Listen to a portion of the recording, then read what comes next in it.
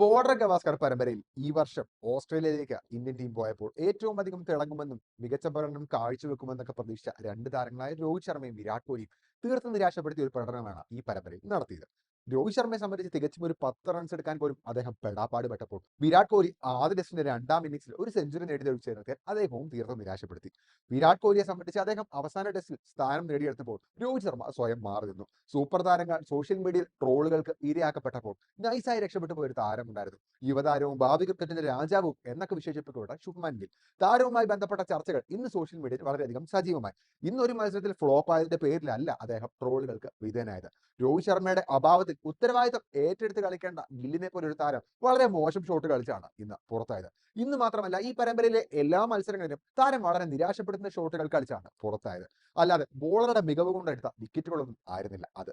കഴിഞ്ഞ വർഷം ഇന്ത്യ ചരിത്ര വിജയം ഗാബയിൽ നേടിയപ്പോൾ അന്ന് ആ ടെസ്റ്റിൽ മികച്ച പ്രകടനം നടത്തിയ ഗിൽ ആ ഒരൊറ്റ പ്രകടനത്തിന്റെ പേരിലാണ് വിദേശ രാജ്യത്ത് തിളങ്ങി നിൽക്കുന്നത്.